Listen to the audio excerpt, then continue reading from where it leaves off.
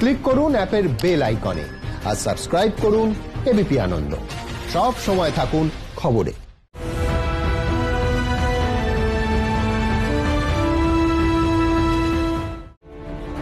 সরকারি অনুদানের টাকা কোনো আলংকারিক অনুষ্ঠানে খরচ নয়।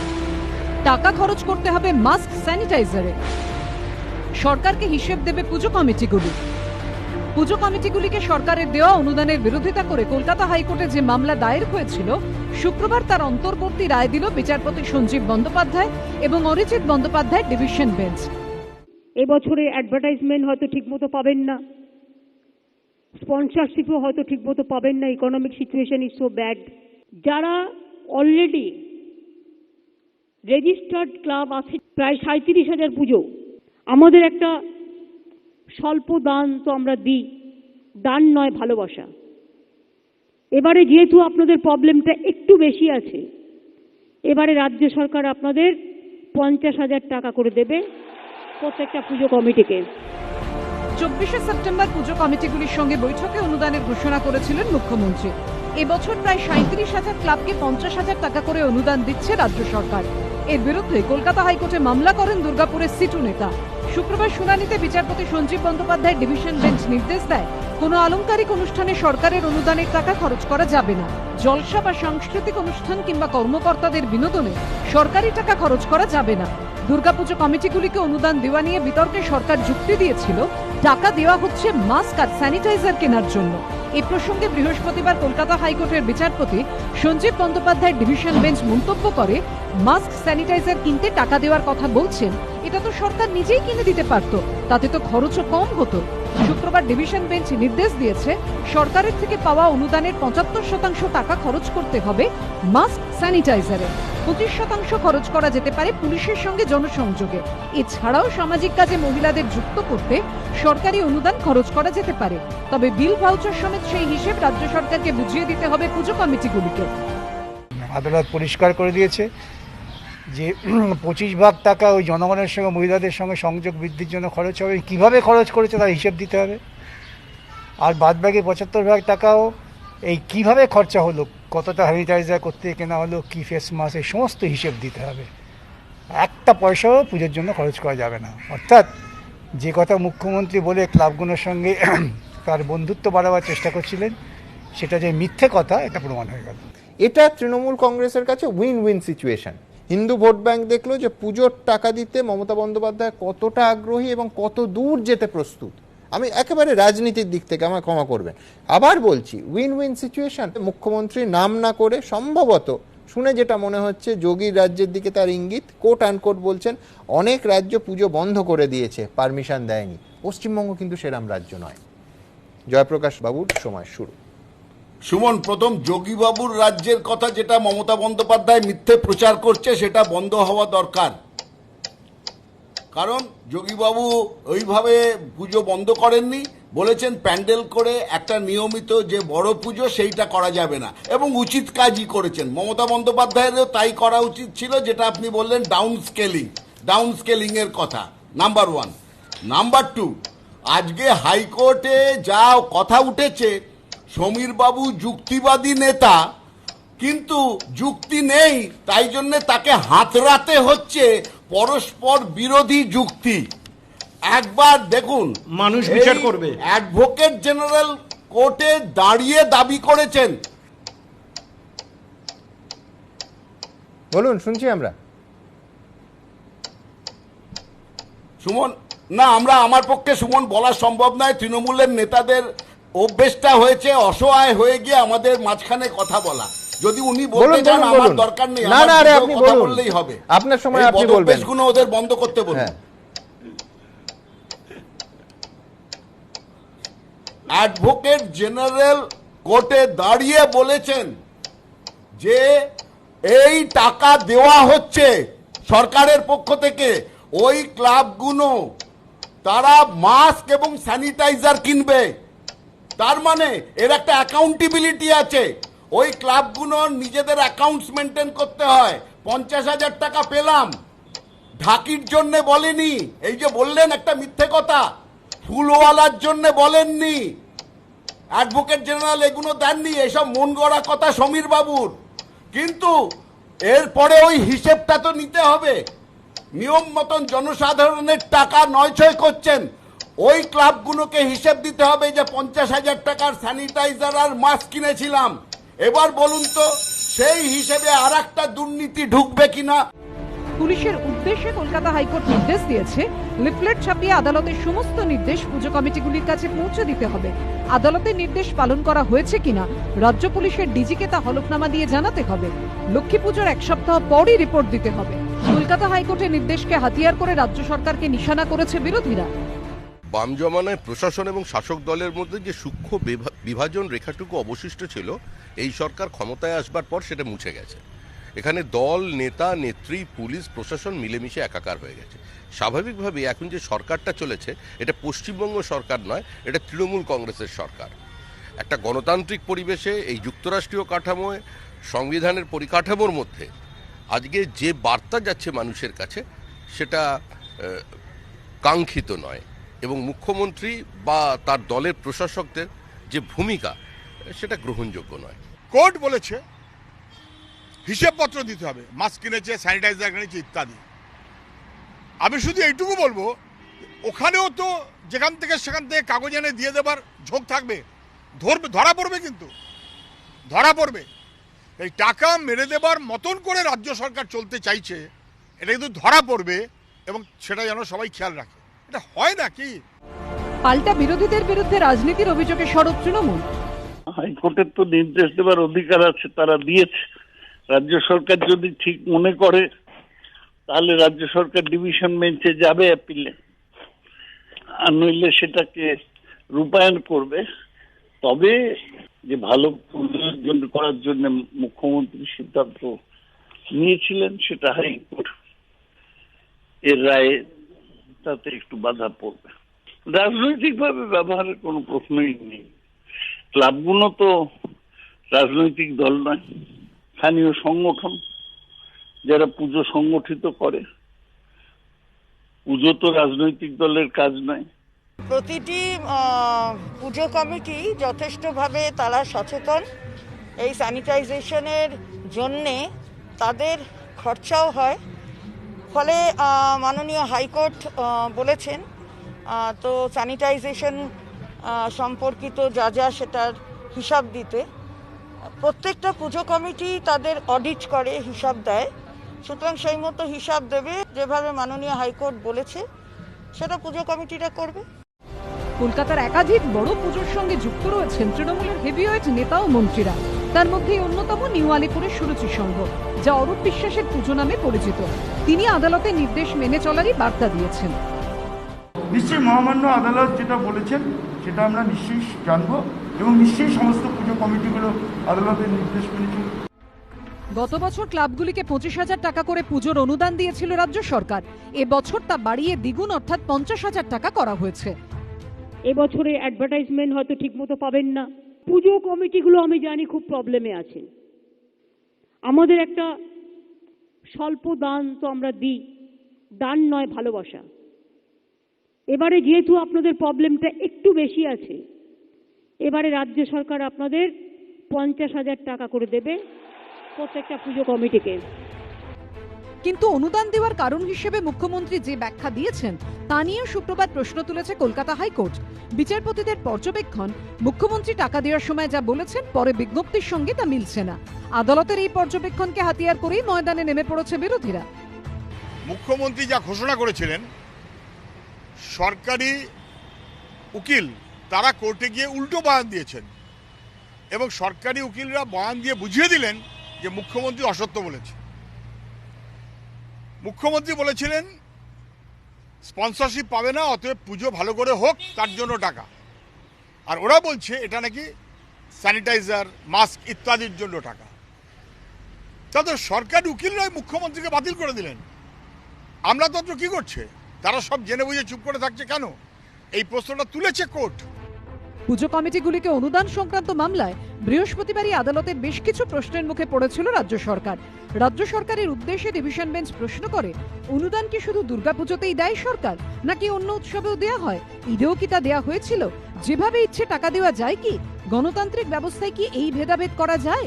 এটা কি রাজনৈতিক উদ্দেশ্য প্রণোদিত নয়? জবাবে অ্যাডভোকেট জেনারেল কিশোর দত্ত জানিয়েছিলেন 95% ক্লাবকে ইতিমধ্যেই অনুদান দেয়া হয়েছে, উপযুক্ত নিয়ম মেনেই অনুদান দেয়া হচ্ছে। প্রথম প্রশ্ন, অনুদান কি শুধু দুর্গাপুজোতেই সরকার দেয় নাকি অন্য উৎসবেও দেয়া হয়? ঈদেও কি দেয়া হয়েছিল? দ্বিতীয় প্রশ্ন, দুর্গাপুজো নিয়ে আমরাও গর্বিত, কিন্তু তা বলে কি যেভাবে ইচ্ছে টাকা দেয়া যায়? গণতান্ত্রিক ব্যবস্থায় এই ভেদাভেদ করা যায়? তৃতীয় অবজারভেশন, সব কাজ পুলিশ করলে ক্লাবকে টাকা দেওয়ার কি যুক্তি? এটা কি রাজনৈতিক উদ্দেশ্য প্রণোদিত নয়? সমিতা, আরও একবার বলি, শেষ বাক্যটা কিন্তু বিরোধীদের নয়, মাননীয় বিচারপতিরা জিজ্ঞাসা করছেন এটা কি রাজনৈতিক উদ্দেশ্য প্রণোদিত নয়? সমিতা, আপনার সময় শুরু এখন। সুমনবাবু, আমি সর্বপ্রথমেই বলি, মহামান্য হাইকোর্ট এবং মহামান্য বিচারপতিদের প্রতি আমার পূর্ণ শ্রদ্ধা আছে, তৃণমূল কংগ্রেসেরও পূর্ণ শ্রদ্ধা আছে। তারা যা জাজমেন্ট দেবেন তৃণমূল কংগ্রেস মাথা পেতে নেবে। আমার একটা ছোট্ট প্রশ্ন আছে, আমি কিন্তু আবার বলছি, হাত জোড় করে বলছি মাননীয় বিচারপতিদের কাছে, আমার কিন্তু তাদের প্রতি সম্পূর্ণ শ্রদ্ধা আছে। যে কথাটা পার্থ চট্টোপাধ্যায় বললেন মাননীয় মন্ত্রী, যে বিচারাধীন বিষয় সাবজুডিস ম্যাটার নিয়ে কথা বলা যায় না, উচিত নয়, সেটাই গণতান্ত্রিক রীতি এবং নীতি। কিন্তু আমার দুটো বক্তব্য আছে। 2018 সালের 10ই অক্টোবর এই কলকাতা হাইকোর্ট তারা কিন্তু জাজমেন্ট দিয়েছিল যে রাজ্য সরকারের ফান্ড যদি পারমিট করে রাজ্য সরকার দিতে পারে ক্লাবগুলোকে টাকা। 2018 সালের 10ই অক্টোবর আমার প্রথম কথা। আমার দ্বিতীয় নম্বর প্রশ্ন, এটা আমার ব্যক্তিগত প্রশ্ন আমার, যে সেটা হচ্ছে গত বছর টাইমস অফ ইন্ডিয়া 2019 সালে একটা সার্ভে করলো, তাতে বলল যে দুর্গোৎসব ভারতবর্ষের সবচেয়ে বড় উৎসব, এটা একটা জাতীয় উৎসব, যেখানে 15,000 কোটি টাকার এবং 4 লক্ষ মানুষের জীবিকা নির্বাহ করে এই দুর্গাপুজো। যারা মৃৎশিল্পী, যারা মণ্ডপ বানাচ্ছেন, যারা আলোকসজ্জা করছেন, যারা ঢাক বাজাচ্ছেন, যারা পরিবহন ব্যবস্থার মধ্যে জড়িত আছেন, 4 লক্ষ মানুষের 6 মাসের কর্মসংস্থানের জায়গা এটা আমার বক্তব্য নয় সুমনবাবু। 2019 সালে টাইমস অফ ইন্ডিয়া সার্ভে। সুতরাং একটা সামাজিক দিক রয়েছে, প্রোটেকশন। একদিকে যেমন একজন বক্তা দেখলাম বলছে যে পরিযায়ী শ্রমিকদের কি হবে, আরেকদিকে 4 লক্ষ মানুষের জীবিকার প্রশ্নও কিন্তু জড়িয়ে রয়েছে। সমিতা, আপনি মানবেন যে প্রত্যক্ষ কর্মসংস্থান সেই দিকেই সরকারের উদ্যোগী হওয়া উচিত? আপনি যে 50,000 টাকা অনুদান দিচ্ছেন, সেই 50,000 টাকা যদি সরকার না দিত তাহলে কি এই প্রত্যক্ষ বা পরোক্ষ বিনিয়োগটা হতো না? মণ্ডপগুলোতে ঢাকি আসতেন না? ফুলের যিনি কারবারি, তার ফুল বিক্রি হতো না পুজোর জন্য? হতো তো না, আসতো না সুমনবাবু। আরো সরাসরি মানুষকে সরকার পাশে দাঁড়াতে পারত। মানুষের কাছে টাকা নেই, এই 200 কোটি টাকা ক্লাব দিয়ে না ঘুরিয়ে আরো সরাসরি মানুষের পাশে দাঁড়ানো যেত। কোন ক্লাবের কথা বলছেন কেন? এগুলো পুজো কমিটি, ক্লাব নয়। আচ্ছা বেশ, পুজো কমিটি দিয়ে সরকার যাবে কেন? সরাসরি যেতে পারতো, যেটা সর্বজনের কমিটি। আচ্ছা, আরেকটা কথা, না এইটাই তো আমার বক্তব্য। 2017 সাল থেকে এটা শুরু হয়েছে। কোন রাজনীতির কারণে তখন কোন ভোটটা ছিল? 2018 সালেও দেওয়া হয়েছে, কোন ভোট ছিল? শুক্রবার হাইকোর্টের প্রশ্নের মুখে পড়েছে রাজনৈতিক দলগুলির ভূমিকাও। আদালতের পর্যবেক্ষণ, দল নির্বিশেষে প্রত্যেকে আমলাতন্ত্রের মেরুদণ্ড ভেঙেছে। আমলাতন্ত্র মজবুত হলে এই অবস্থা হয় না। বিচার বুদ্ধিতে আমলারা আপনাদের থেকে এগিয়ে। দেশে করোনা আক্রান্তের সংখ্যা 74 লক্ষ ছুঁই। রাজ্যে এখনো পর্যন্ত করোনা আক্রান্ত হয়েছেন 3 লক্ষেরও বেশি। দেশে মৃতের সংখ্যা 1,12,000 ছাড়িয়ে গেছে। বাংলায় মৃতের সংখ্যা 6,000 ছুঁই। এই পরিস্থিতিতে পুজোয় সকলকে সতর্ক থাকতে বলছেন চিকিৎসকরা।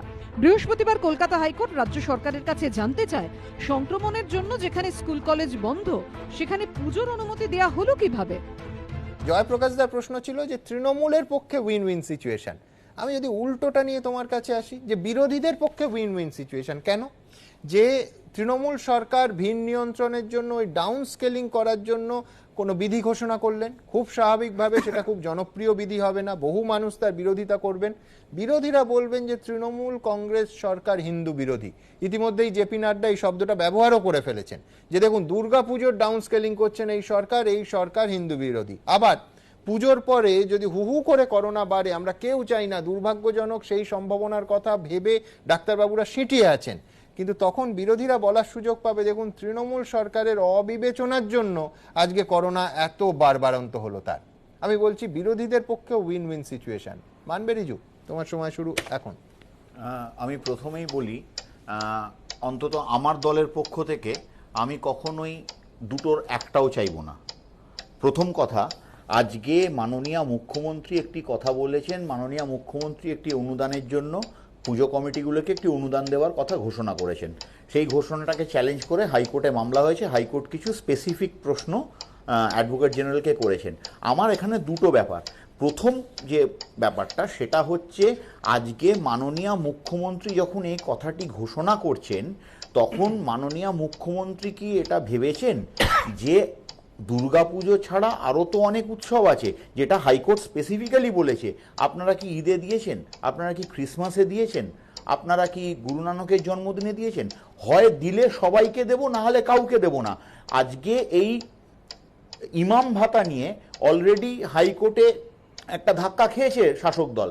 হাইকোর্টে ইমাম ভাতার মামলায় যখন হাইকোর্ট এই কথাটা বলে যে সরকার এভাবে একটা বিশেষ ধর্মীয় সম্প্রদায়কে এভাবে দিতে পারে না, তখন রাজ্য সরকারকে অ্যাফিডেভিট ফাইল করে বলতে হয়েছে ওটা আমরা দিচ্ছি না, ওটা ওয়াকফ বোর্ড দিচ্ছে। তাহলে এটা আর্টিকেল 15-এর পরিপন্থী। এটা হচ্ছে প্রথম কথা। এবং দ্বিতীয় কথা হচ্ছে, আজকে ফ্যাকচুয়াল অ্যাসপেক্ট থেকেও দেখতে গেলে দুর্গাপুজোর যে একটা সার্বিক মানে অ্যাক্রস রিলিজিয়াস কমিউনিটি একটা অ্যাপিল আছে। এই দুর্গাপুজোর সাজে আমরা দেখি চাঁদমালা ব্যবহার করা হয়। চাঁদমালাটা মুসলমানদের সন্ত কবির ওখানে মানে নিয়ে এসেছিল, সেটাকে একটা সার্বজনীন ব্যাপার রূপ দেওয়ার জন্য। এই যে সর্বধর্ম সমন্বয়ের যে ব্যাপারটা দুর্গাপুজোতে, এই যে কনসেপ্টটা নিয়ে পশ্চিমবঙ্গে দুর্গাপুজোগুলো হয়, এই দুর্গাপুজোর এই অ্যাসপেক্টটা কি মাননীয় মুখ্যমন্ত্রী ডাইলিউট করলেন না? আজকে মাননীয় মুখ্যমন্ত্রীর তো জানা উচিত, তার তো লিগ্যাল টিম আছে, সেই লিগ্যাল টিমের কাছে তিনি কেন অ্যাডভাইস নেননি যে আমি এটা করতে পারি কিনা? বৃহস্পতিবার বিচারপতি সঞ্জীব বন্দ্যোপাধ্যায় প্রশ্ন করেন, কলকাতায় কতগুলো দুর্গাপুজো হয়? অ্যাডভোকেট জেনারেল কিশোর দত্ত বলেন প্রায় 3000। বিচারপতি প্রশ্ন করেন, এই 3000 পুজোতে ভিড় নিয়ন্ত্রণের জন্য কত পুলিশ কর্মী থাকেন? সরকার পক্ষের জবাব, মোট 25,000 পুলিশ ও সিভিক ভলেন্টিয়ার ভিড় নিয়ন্ত্রণের জন্য রাস্তায় থাকবেন। তখন বিচারপতি জানতে চান, ভিড় নিয়ন্ত্রণের ব্লুপ্রিন্ট কি কি সুরক্ষাবিধি মেনে চলছেন? রাজ্যের অ্যাডভোকেট জেনারেলের জবাব, ব্লুপ্রিন্ট তৈরি, যথাযথ পদক্ষেপ করা হচ্ছে। রাজ্য সরকার পর্যাপ্ত পুলিশি আয়োজনের কথা বললে এদিন আদালত প্রশ্ন করে, সব কাজ যদি পুলিশই করে তাহলে ক্লাবগুলিকে টাকা দেওয়ার যুক্তি কোথায়? পার্থদা, একটা মাননীয় হাইকোর্টের বিচারপতিরা একটা প্রশ্ন তুলেছেন, সেটা হচ্ছে সংক্রমণের জন্য যদি স্কুল কলেজ বিশ্ববিদ্যালয় বন্ধ থাকে পুজোর অনুমতি কি করে দেয়া হয়, এবং স্পেসিফিক্যালি জানতে চেয়েছেন কি সুরক্ষাবিধি মেনে চলা হচ্ছে এবং ভিড় নিয়ন্ত্রণের ব্লুপ্রিন্টটা কি। আমার এখানে আমি একটা পরিসংখ্যান দেখছিলাম যে প্রতিদিন সাধারণভাবে ধরুন গত বছর গড়ে 2 থেকে 3 লক্ষ মানুষ ঠাকুর দেখতে বড় পুজোগুলোয় যান প্রতিদিন। বিশেষ করে সন্ধ্যে 6টা থেকে 11টায় সব থেকে বেশি ভিড় হয়। তার যদি 25% রাস্তায় বেরোন এবছর, ভাবতে পারছেন পার্থদা কি হবে? মানে আমার প্রশ্ন খুব পরিষ্কার, যেখানে মানুষের এত উৎসাহ, এটা ফ্যাক্ট, লক্ষ লক্ষ নয়, যোগ করলে সেটা কোটি কোটি মানুষের সমাবেশ ঘটবে, এবং ভিড় নিয়ন্ত্রণে অতিমারির সময় সোশ্যাল ডিস্টেন্সিং বাদ দিন, সত্যি কোনো নীল নকশা ব্লুপ্রিন্ট কি করা সম্ভব? আদৌ সম্ভব? কোনো সরকারের পক্ষে সম্ভব? পার্থবাবু, আপনার সময় শুরু এখন। সুমন, আসলে সরকারের যদি সদিচ্ছা থাকে তাহলে সেই সদিচ্ছার কিছু প্রতিফলন তার নীতির মধ্যে দেখতে পাওয়া যায়। এখানেই বিতর্কটা তৈরি হচ্ছে। আসলে মাননীয় মুখ্যমন্ত্রী পুজো উদ্বোধন করছেন ভার্চুয়াল প্ল্যাটফর্মে, কিন্তু ওই অ্যাকচুয়ালি সেদিন সন্ধ্যাবেলা থেকে তৃতীয়া থেকে দশমী পর্যন্ত যে ঘটনা ঘটবে, তাতে কিন্তু এটা বুঝতে পারবো যে সত্যি সংক্রমণের বিপদ কতটা বাড়লো। কারণ আমি এই কারণের জন্য বলছি, এই সংক্রমণ সম্ভাবনা অনেক বেশি বাড়ে যে যত ভিড়ের মধ্যে মানুষ যত বেশিক্ষণ থাকেন, ফলে মাস্ক বলুন, স্যানিটাইজার বলুন, প্যান্ডেলের দুপাশ খোলা রাখুন, এগুলো দিয়ে কোনোটা দিয়েই সংক্রমণ আটকাতে পারবেন না। কারণ রাস্তায় যদি 5 ঘন্টা 6 ঘন্টা করে অত মানুষ যেতে থাকেন, ফলে এক্ষেত্রে প্রথম উচিত ছিল যে মানুষের, আমি বললাম যে পুজো হোক, কিন্তু উৎসবের যে উন্মাদনা থাকে সাধারণভাবে, অন্য বছরগুলো, কারণ আমরা যখন এবার একটা ব্যতিক্রমী পরিস্থিতির মধ্যে দিয়ে যাচ্ছি তাহলে সেটা স্কেল ডাউন করানোর প্রাথমিক দায় সরকারের। সেটা যদি না হয়, সরকারের অ্যাপ্রোচের মধ্যে একটা ক্যাজুয়াল অ্যাপ্রোচ চলে আসে, তাহলে কিন্তু তার কি বলবো তলার দিকের এফেক্টটা আরো মারাত্মক হয়, এবং যেটা হবে বলে আমাদের অনেকেরই আশঙ্কা। কারণ আমি এই আশঙ্কা দেখেছি যে সম্প্রতিকারে কেরলের উৎসব যখন হয়েছে, আমি এই আশঙ্কা দেখেছি তিরুপতিতে যখন খুলে দেওয়া হয়েছিল, দিনে সংক্রমণ 300 ছিল। আমি এই সম্ভাবনা দেখেছি যখন রামনবমী পালন করা হয়েছে অযোধ্যায়, দিনে যখন 300 সংক্রমণ। আমি তবলগিতে দেখেছি। আমি বলছি আবার সেই অভিজ্ঞতার উপর দাঁড়িয়ে যদি শিক্ষা না নিই, এবং দুর্গাপুজোয় ভিড় নিয়ন্ত্রণের ভাবনা একমাত্র হওয়া যেত যদি এই উন্মাদনা কমানো যেত, উত্তেজনা প্রশমন করা যেত। আপনি ক্লাবগুলোকে 25,000 দিলেন বা 50,000 দিচ্ছেন, সিএসসির আলো হাফ করে দিচ্ছেন তার খরচ, এর মধ্যে দিয়ে কি আপনি একটা উৎসবের আমেজ তৈরি করতে চাইছেন? আপনি মানুষকে বলছেন যে আপনি হোলি খেলুন, অথচ রং দেবেন না। এটা হয় কখনো? আপনি বলছেন উৎসব হবে, অথচ মানুষ রাস্তায় বেরোবে না। আমি বলছি এইটা তো বুঝতে হবে যে অ্যাকচুয়ালি মানে এই গোটা ঘটনাটা পুজোর পরে যেদিকে যাবে, এই 4 দিনের আনন্দ একটা 40 দিনের সংকট ডেকে আনছে, যেখানে আমি বলবো যে বেডও তাই, যে অ্যাকচুয়াল পেশেন্ট যা হবে ভার্চুয়াল ভোটে গিয়ে ভর্তি হতে হবে, হাসপাতালে বেড নেই। ফলে এখানে দাঁড়িয়ে সরকারের উচিত ছিল যে অনেক অনেক পরিশীলিত ঢঙে একটা পুজো, সেটাকে নিয়ন্ত্রণের ভাবনা। অন্যদিকে বৃহস্পতিবারই ভার্চুয়াল পুজোর উদ্বোধনে আরও একবার কোভিড নিয়ম মেনেই সবাইকে পুজো উপভোগ করার পরামর্শ দেন মুখ্যমন্ত্রী। একেবারে তো পুজো বন্ধ করে দেওয়া যাবে না, অনেকেই যেমন করেছে পুজো বন্ধই করে দিয়েছে অন্যান্য রাজ্যে। আমরা পুজো বন্ধ করতে চাই না, মা দুর্গার পুজো বন্ধ হওয়াটাও ঠিক নয়, কোনো কিছুই বন্ধ করিনি আমরা, হয়তো ঘরে ঘরে হয়েছে। আমরা আপনাদের বলবো যে পুজোর দিনগুলোতে দূরত্ব বজায় রাখবেন, দয়া করে মাস্ক অবশ্যই পরবেন, এন্ট্রি বেশি করে রাখবেন, স্পেস ওপেন রাখবেন, কারণ ঘেরা জায়গায় রোগ বেশি ছড়ায়, খোলা জায়গায় বীজাণুটা অনেক সময় বেরিয়ে যায়। কলকাতা দুর্গাপুজো বললেই মাথায় আসে এই ভিড়ের ছবি, কিন্তু করোনাকালে ভিড় মানেই বিপদ, সংক্রমণ ছড়ানোর আশঙ্কা। তাই সতর্কতাবশত ভিড় ঠেকাতে বিভিন্ন পদক্ষেপ নিচ্ছেন পুজো উদ্যোক্তারা। বাগবাজার সর্বজনীনের পুজো এবার পা দিল 102 বছরে। উত্তর কলকাতার বিখ্যাত পুজোগুলোর মধ্যে অন্যতম শতাব্দী প্রাচীন এই পুজো। সাবেক সাজের প্রতিমার আকর্ষণে এখানে ফি বছর ছুটে আসেন কাতারে কাতারে মানুষ, কিন্তু করোনা আবহে এবার সেই ছবিটা পাল্টাতে চলেছে। বাগবাজারের পুজো উদ্যোক্তারা জানিয়েছেন সংক্রমণ ঠেকাতে বেশ কিছু সতর্কতামূলক পদক্ষেপ নিচ্ছেন তারা। মণ্ডপে কাউকে ঢুকতে দেওয়া হবে না, দর্শনার্থীরা বাগবাজার পার্কের একদিকের গেট দিয়ে ঢুকবে, একবারে 20 থেকে 25 জনকে ঢুকতে দেওয়া হবে। দর্শনার্থীরা মণ্ডপের সামনে দিয়ে প্রতিমা দেখে অন্য গেট দিয়ে বেরিয়ে যাবেন। বাগবাজার সর্বজনীনের সিঁদুর খেলা অত্যন্ত জনপ্রিয়। প্রতি বছর বাগবাজারের সিঁদুর খেলা দেখতে অনেক দূর থেকে আসেন অনেকেই। এবার করোনাকালে সেই সিঁদুর খেলাতেও পড়েছে কোপ। উদ্যোক্তারা জানিয়েছেন এবছর সিঁদুর খেলা হবে না, কেউ বরণ করতে চাইলে প্রতিমা বরণ করেই চলে যাবেন। পুজো প্রাঙ্গণে কেউ আড্ডা দিতে পারবেন না। সিঁদুর খেলা হবে, এলাকার মা বোনেরাই বেশি খেলবে, বরণ করে চলে যাবে। সিঁদুর মায়ের সঙ্গে সিঁদুর দিয়ে, মাকে সিঁদুর দিয়ে তারা বেরিয়ে যাবে। নিজেদের মধ্যে খেলা এবারে সেইভাবে হবে না, এবং আমরা সেটাকেই সিস্টেম করব যাতে তারা মাকে সিঁদুর দিয়ে তারা বেরিয়ে চলে যেতে পারে। উত্তর কলকাতার আরেকটি বড় পুজো হলো কলেজ স্কোয়ার। দর্শকদের কাছে আকর্ষণের অন্যতম কেন্দ্রবিন্দু হলো কলেজ স্কোয়ারের প্রতিমা এবং আলোকসজ্জা, কিন্তু তা দেখতে এবার ভিড় জমলে সমস্যা। তাই ভিড় ঠেকাতে বেশ কিছু পদক্ষেপ নিয়েছেন পুজো উদ্যোক্তারা। কলেজ স্কোয়ারের পুজো দেখতে এবার ঢুকতে হবে কলকাতা বিশ্ববিদ্যালয়ের সামনের গেট দিয়ে। মহাবোধি সোসাইটির গেট দিয়ে বেরোবেন দর্শনার্থীরা। একবারে 15 থেকে 20 জনকে ঢুকতে দেওয়া হবে। 20 ফুটের রাস্তায় নির্দিষ্ট জায়গা চিহ্নিত করে দেওয়া হবে, যাতে দর্শনার্থীদের মধ্যে নিরাপদ দূরত্ব বজায় থাকে। কেউ মাস্ক না পরে থাকলে তাকে মাস্ক দেওয়া হবে। দর্শনার্থীদের জন্য থাকবে স্যানিটাইজারের ব্যবস্থাও। আমাদের ঢুকবার যে গেট সেটা হচ্ছে কলিকাতা বিশ্ববিদ্যালয় উল্টো দিকে, আর মণ্ডপটা তার চেয়ে বোধ হয় 1-1.5 কিলোমিটার হবে মণ্ডপটা। আর ঢুকবার সময় একটু স্যানিটাইজারের ব্যবস্থা থাকবে, তার দল দিয়ে লোকেরা আসবে, তার নিচেরা আসবে। আর মাস্কের কিছু ব্যবস্থা করেছি। আর লোকজনকে আমরা যখনই ঢুকবে 15 জন 20 জন করে আমরা লোক ঢোকাবার একটা মানসিকতা আছে। একইভাবে ভিড় নিয়ন্ত্রণে বেশ কিছু পদক্ষেপ নিচ্ছে নাকতলা উদয়ন সংঘ। সরকারি গাইডলাইন অনুযায়ী আমরা পুরোটাই মানার চেষ্টা করছি। যেহেতু আমাদের মতো পুজোগুলোতে তো ক্রাউডটা একসাথে ঢোকে, সেটাকে চ্যানেলাইজ করার একটা চেষ্টা করছি এবং একটা মাস স্যানিটাইজেশন টানেল তৈরি করেছি। যে মানুষই যেখান দিয়েই আসুক টানেলের মধ্যে দিয়ে আসতে হবে এছাড়া হ্যান্ড স্যানিটাইজার প্রচুর থাকছে, পাউচও থাকছে, থার্মাল স্ক্রিনিং থাকছে। চ্যানেলগুলোকে ভাগ করে করে যদি একটা চ্যানেল দিয়ে মানুষ যায়, পাশের চ্যানেলটা অফ করে তার পাশের চ্যানেলটা দিয়ে মানুষকে নিয়ে আসা যায়। এবং সেলফি জোন বলে কিছু থাকছে না, আড্ডা জোন আমরা তুলে দিয়েছি। ভিড় নিয়ন্ত্রণে কলকাতার আরও কয়েকটি পুজো ইতিমধ্যেই বেশ কিছু পদক্ষেপ নিয়েছে। মধ্য কলকাতার অন্যতম আকর্ষণীয় পুজো সন্তোষ মিত্র স্কোয়ার। এবার এই বিখ্যাত পুজোয় প্রবেশাধিকার শুধুমাত্র পাড়ার বাসিন্দাদের। এই যে গেট এই মুহূর্তে তালা এবং শিকল দিয়ে বন্ধ করে রাখা হয়েছে, এটাই সন্তোষ মিত্র স্কোয়ারের গেট। অন্যান্যবার যারা শিয়ালদহ চত্বরের ঠাকুর দেখতে আসেন বা পুজোর 4 দিন যারা প্যান্ডেল হপিংয়ের জন্য বেরোন, তাদের অবশ্য গন্তব্য থাকে এই সন্তোষ মিত্র স্কোয়ার।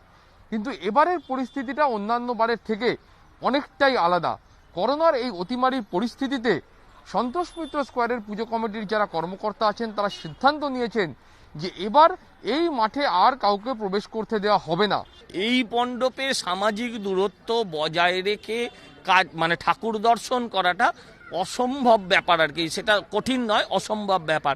আমরা এই সিদ্ধান্ত নিয়েছি যে আমরা যাই করি না কেন আমরা করোনা আর ছড়ানোর দায়ভার নেব না। আমরা মানুষ হিসেবে আমরা ভিড়টা প্রডিউস করব না, আর যে কজন মানুষ একটা প্রাঙ্গণে এসে পড়বেন আমরা হাত জোর করে বলবো যে এদের এক্সাম্পলটা দেখুন, এদের ইন্সপিরেশনটা নিন।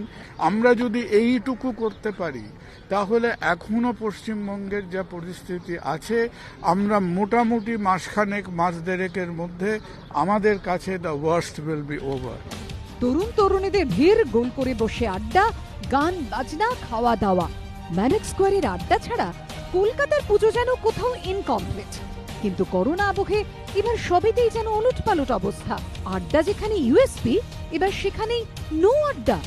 দুর্গাপূজায় ঘন্টার পর ঘন্টা আড্ডা মানে ম্যাডাক স্কোয়ার। বিভিন্ন পূজা মণ্ডপে ঘোরার পর একটু বিশ্রাম নেওয়ার জায়গা ছিল এই ম্যাডাক স্কোয়ার, এবং খাওয়া দাওয়ার একাধিক স্টল থাকতো গোটা ম্যাডাক স্কোয়ার জুড়ে। কিন্তু এবারের পুজোতে পুজো উদ্যোক্তারা যে বিষয়টা জানাচ্ছে, আড্ডা থেকে খাওয়া দাওয়াতে না তাদের। 20-এ বিশ্রাম, আড্ডা আবার 21-এ। পুজো প্রাঙ্গণের আশেপাশে এই বার্তা দিয়ে ব্যানার লাগাচ্ছে ম্যাডাক্স কর্তৃপক্ষ। আড্ডা তোলা থাক সামনের বছরের জন্য, এই বছর আমরা আড্ডাটা বাধ্যই বন্ধ রাখতে হচ্ছে আমাদের আড্ডাটা। তবে আমরা যার জন্য আর কি এই সারা মাঠে আমরা কোনো স্টলসও করছি না। অষ্টমীর চীনা ছবিটা এবার কিছুটা বদলে যাচ্ছে মুদিয়ালিতে। করোনা পরিস্থিতিতে অন্যান্য বারের থেকে অবস্থাটা কিছুটা হলেও আলাদা। তাই এবার মুদিয়ালি ক্লাবের তরফ থেকে সিদ্ধান্ত গ্রহণ করা হয়েছে যে অষ্টমীর দিন সকাল 8টা থেকে সন্ধি পুজো পর্যন্ত, অর্থাৎ দুপুর 1টা পর্যন্ত সাধারণ দর্শনার্থীদের জন্য এই মুদিয়ালি ক্লাবের যে পুজো মণ্ডপ সেটা বন্ধ রাখা হবে। অঞ্জলি ও সন্ধি পুজোর সময় শুধু থাকতে পারবেন পাড়ার বাসিন্দারাই। অনুরোধ করছি বাইরের দর্শনার্থীদের জন্য যে ওই সময়টুকুন বাদ দিয়ে আপনারা আমাদের মণ্ডপে আসুন, ঠাকুর দেখে যান, কিন্তু ওই সময়টা কাইন্ডলি আসবেন না। এবছর আমাদের মণ্ডপে আমরা কাউকে ঢুকতে দিচ্ছি না। তার জন্য আমরা এটা করবো হলো সাধারণ যারা আসবে তাদের জন্য আমরা বাইরে কিছু জায়ান্ট স্ক্রিন লাগাবো, তারা ভার্চুয়ালি সেটা দেখে বাইরে থেকে দেখে অন দ্য রোড সেখান থেকে চলে যাবে। অনেকে বলছেন বৈপ্লবিক সিদ্ধান্ত। 88 বছরের পুজো, মধ্য কলকাতায় সব থেকে বেশি ভিড় টানে যে পুজোগুলো, নিঃসন্দেহে তাদের মধ্যে অন্যতম সেই সন্তোষ মিত্র স্কোয়ার বা নেবুতলা পার্কের পুজো। তারা কিন্তু এবছর দর্শনার্থীদের প্রবেশ করতে দেবে না, এবং এই সিদ্ধান্ত গতকাল ঘোষণার পর একেবারে আড়াআড়ি ভাগ হয়ে গেছে বঙ্গ সমাজে। কিছু মানুষ ভাবছেন যে এই দুর্গাপুজো বাঙালির মেলামেশার হাতিয়ার এবং অন্যতম পরিচয়, পুজোয় লোক ঢুকতে না দেয়া এটা কোনো সিদ্ধান্ত হতে পারে না, তাতে পুজোর যে মূল উদ্দেশ্য সেটাই ব্যাহত হচ্ছে। অন্যদিকে কিছু মানুষ ভাবছেন যে মানুষের এটা সচেতনতার পরীক্ষা। অতিমারির সময় কোনো স্বাভাবিক সময় নয়, এই সময় সন্তোষ মিত্র স্কোয়ার যে সিদ্ধান্ত নিয়েছে এটা একেবারে সঠিক এবং সময় উপযোগী সিদ্ধান্ত। আমি এই মুহূর্তে কথা বলবো গৌতম হালদারের সঙ্গে। গৌতম বাবু বেহালা দেবদারু ফটক পূজা কমিটির সম্পাদক। দেবদারু ফটক পূজা কমিটির এবারে স্লোগান হচ্ছে, এবার দেবদারুর ফটক বন্ধ, বাড়িতে থাকুন, সুস্থ থাকুন, দেখা হবে 21-এ। আমি গৌতম বাবুর কাছে একটা জিনিসই জানতে চাইবো, আপনারাও কি লেবুতলা পার্ক বা সন্তোষ মিত্র স্কোয়ারের রাস্তায় হাঁটছেন? আপনাদের ভাবনাটা ঠিক না?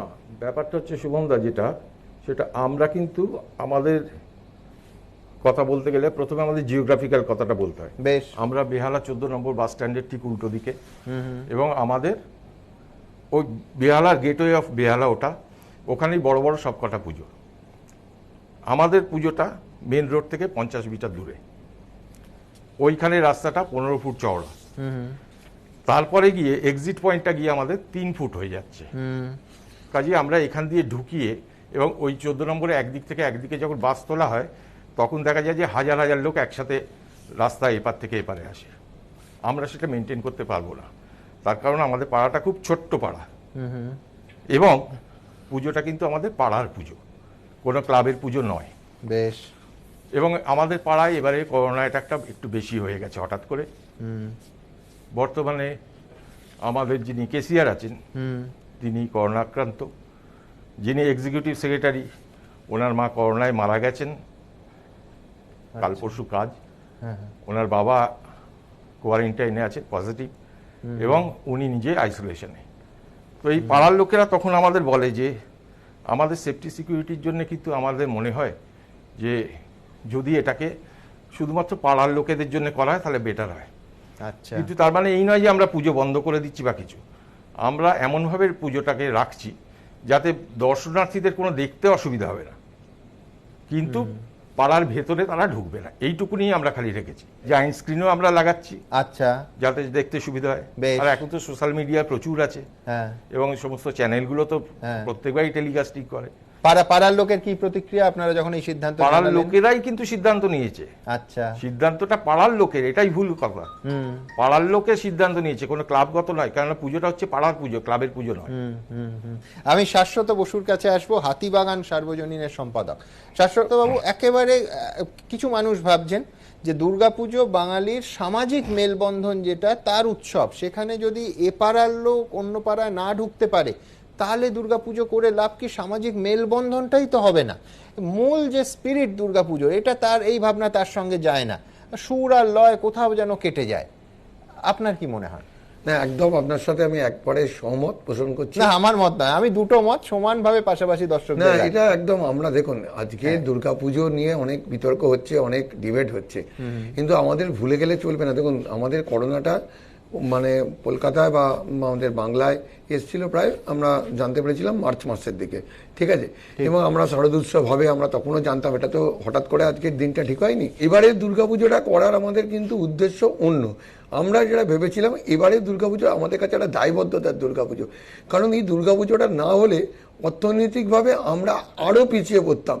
আজকে আমি ধরুন আমি যেখানে থাকি হাতিবাগানে, আপনারা দেখবেন হাতিবাগানের অনেকেই মার্কেটে বাজারে দোকানদারে বিক্রি ছিলই না, হকাররা বন্ধ হয়ে গেছিল, দোকানগুলো বিক্রি ছিল না, কিন্তু এই দুর্গাপুজো আসছে বলে কিছু লোক এখনো তো একটা জামা বা দুটো জামা কেনার জন্য তারা আসছেন, একটা বড় অর্থনীতি জড়িয়ে রয়েছে।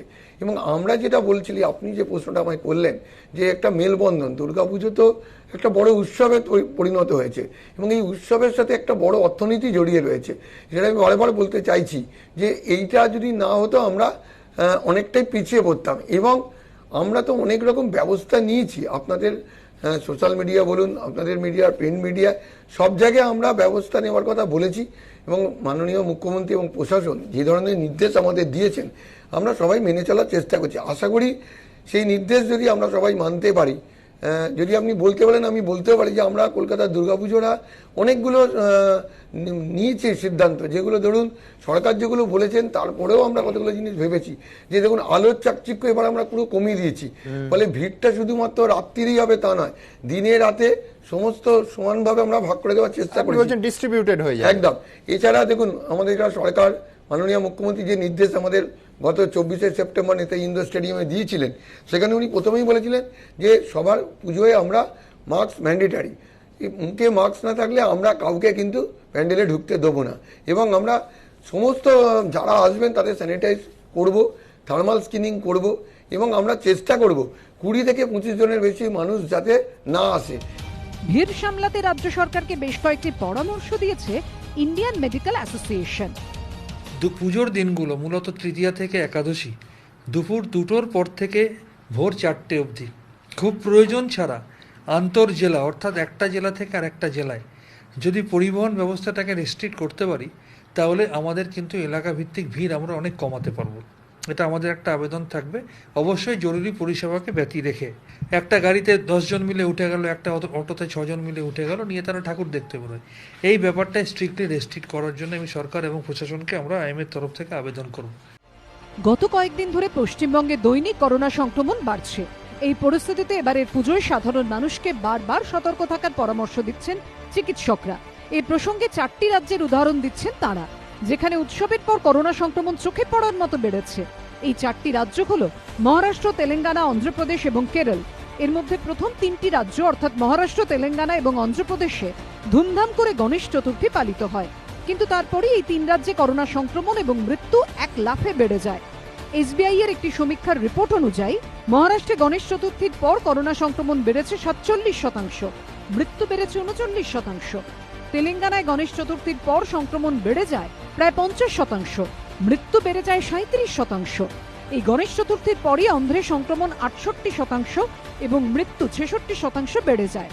যে কেরল একসময় করোনাকে রুখে নজির তৈরি করেছিল, সেখানে ওনাম উৎসবের পরে পরিস্থিতি সংকটজনক। এসবিআই এর একটি সমীক্ষার রিপোর্ট অনুযায়ী ওনামের পর কেরলে সংক্রমণ বেড়েছে 65%, মৃত্যু বেড়েছে 63%। রবিবার দৈনিক সংক্রমণের নিরিখে মহারাষ্ট্রকে পেছনে ঠেলে দেশের মধ্যে প্রথম স্থানে উঠে আসে কেরল। কেন্দ্রীয় স্বাস্থ্য মন্ত্রকের বুলেটিন অনুযায়ী রবিবার 24 ঘন্টায় কেরলে করোনা আক্রান্ত হন 11,755 জন। ওনামের আগে এই সংখ্যাটা ছিল 1,500 থেকে 2,000-এর মধ্যে। এই প্রেক্ষাপটে চিকিৎসকরা বলছেন, পুজোর হুল্লোড়ে এই পরিসংখ্যানগুলো ভুলে গেলে হিতে বিপরীত হতে পারে। ডক্টর সরকার, একটা ধারণায় লোকে বিশ্বাস করছেন এবং সেই ধারণায় বিশ্বাস করে কাতারে কাতারে লোক কার্যত কম সাবধানতা নিয়ে বা সাবধানতা না নিয়ে বেরিয়ে পড়ছেন। সেটা হচ্ছে ভিরুলেন্স কমে গেছে, সিভিয়ার কেসেসের সংখ্যা কমছে, সাধারণ ইনফ্লুয়েঞ্জার মতো কোভিড হয়ে গেছে। কিন্তু শুধু যদি আমাদের রাজ্যের পরিসংখ্যানে ডক্টর সরকার আমরা চোখ রাখি, ভয়াবহ পরিস্থিতি এবং মৃতের সংখ্যা বাড়ছে। কোথায় ভিরুলেন্স কমলো? আপনার সময় শুরু এখন। সুমন, আমাদের প্রথমত যদি পরিপ্রেক্ষিতটা আমরা দেখি, তাহলে পরিপ্রেক্ষিতের বিষয় হলো যে আমাদের কেবল সংখ্যাটা না, সেপ্টেম্বরের প্রথম সপ্তাহে আমরা 100টা টেস্ট করলে 6টা পজিটিভে নেমে গেছিলাম, 6%। সেখানে আমরা অক্টোবরে গতকাল প্রায় 9% ছুঁই করছি। যত টেস্ট পজিটিভিটি বাড়বে তার মানে আমার কিন্তু কন্ট্রোলটা ঢিলে হয়ে আসছে।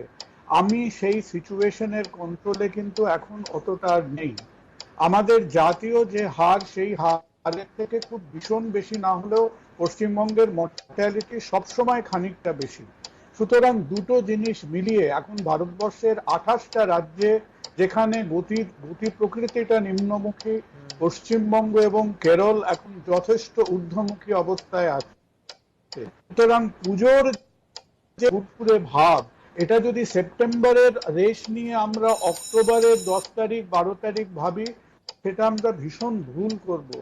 আজকের পরিপ্রেক্ষিতে যে একদিকে যেরকম বেডের অভাব, সেরকম এই সমস্যাটা, এই সংক্রমণটা দাপিয়ে বেড়াচ্ছে।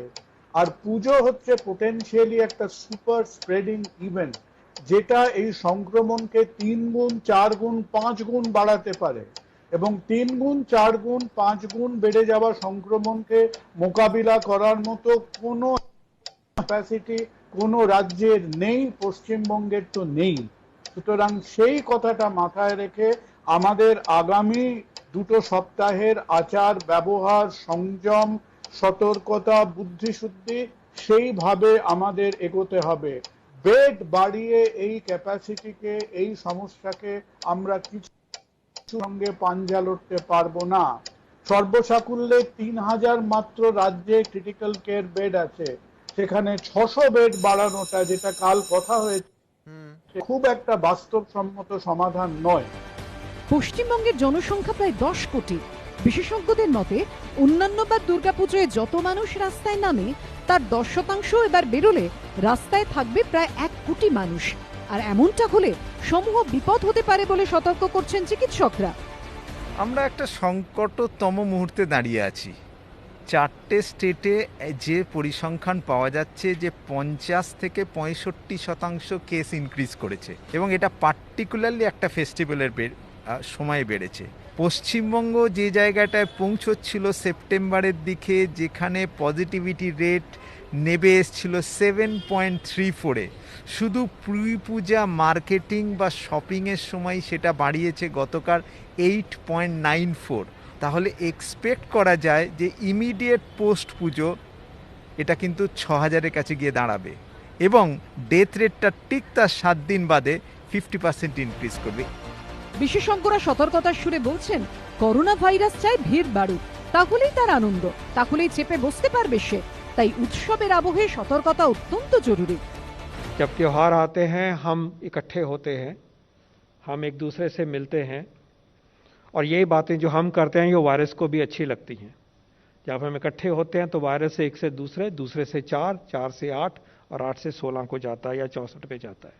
इकट्ठ होने वाले जो इवेंट हैं हमारे, वो सुपर स्प्रेडर इवेंट्स बन सकते हैं कि बहुत सारे लोगों का नुकसान हो जाए। তাহলে করোনাকে ঠেকিয়ে রাখতে কি করণীয়? চিকিৎসকদের পরামর্শ, পরিস্থিতির কথা মাথায় রেখে এবার দূরত্ব বজায় রাখতে হবে।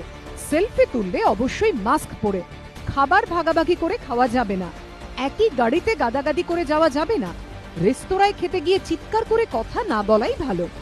সবচেয়ে বেশি ক্ষতিগ্রস্ত হয়েছে কেরালা, যে রাজ্যে জনঘনত্ব অনেকটাই কম। দুর্গাপুজোটাকে এই অভিজ্ঞতা প্রসূত পরিসংখ্যানের দ্বারা আমরা যদি নিয়ন্ত্রণ না করি, 14 থেকে 21 দিন পরে আমরা কিন্তু একটা ভীষণ রকম ঢেউয়ের সম্মুখীন হব। এই দুর্গাপুজোটাকে এবারে হপিং দুর্গাপুজো করলে চলবে না। এবার অভূতপূর্ব করোনা সংকটের জেরে পুজোর বাজার শুরুতে কিছুটা ম্লান হলেও দুর্গাপুজো যত এগিয়ে আসছে ততই জমে উঠছে কেনাকাটা। নিউ মার্কেট থেকে হাতিবাগান, পুজোর বাজারে সেই চেনা ভিড়, গা ঘেঁষাঘেঁষি করে দাঁড়িয়ে কেনাকাটা। সোশ্যাল ডিস্টেন্সিং এর খুব একটা বালাই নেই, অনেকে আবার মাস্কে মুখ ঢাকতেও নারাজ।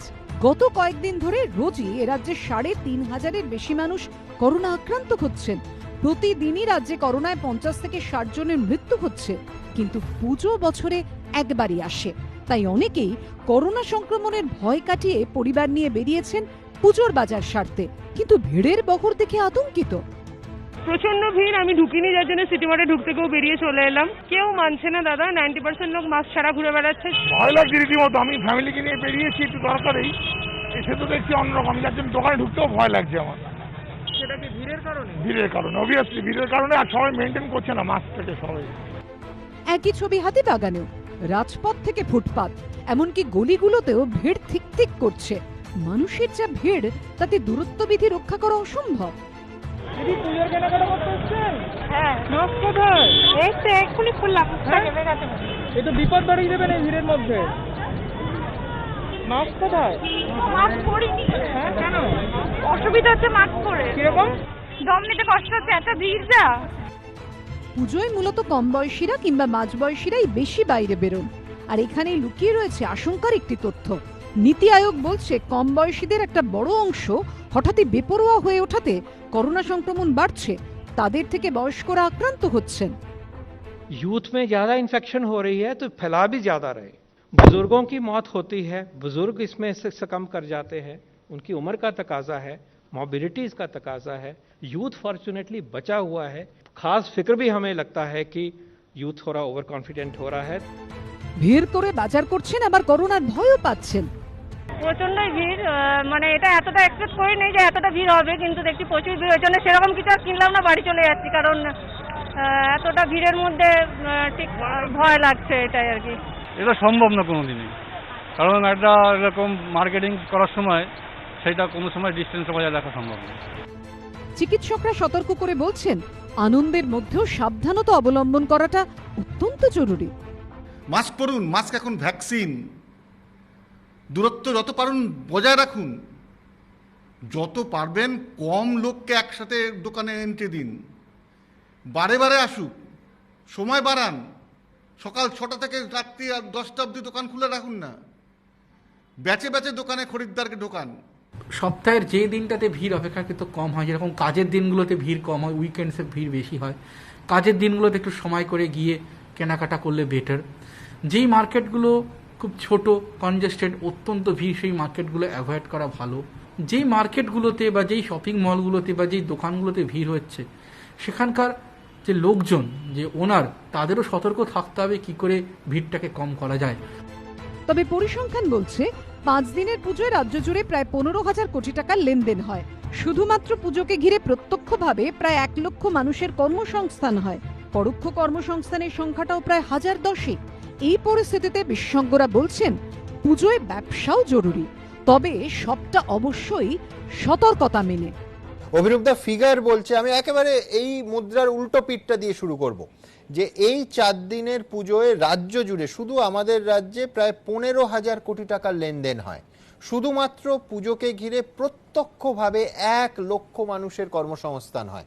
এই 4 দিনের পুজোয় অন্তত পরের অসংগঠিত ক্ষেত্রে 6 মাস চলে এই রকম মানুষের সংখ্যা লক্ষ লক্ষ নয়, কোটি কোটি, 4 দিনকে কেন্দ্র করে। এবং যে ফেস্টিভিটি, যে সময়টা চলে আপনার কালী পুজো, দিওয়ালি, লক্ষ্মী পুজো ছাড়িয়ে, বাংলার অর্থনীতি এই যে অংশটাকে যদি ডিলিট করে দেয়া যায়, বাংলার অর্থনীতি কার্যত শুয়ে পড়বে।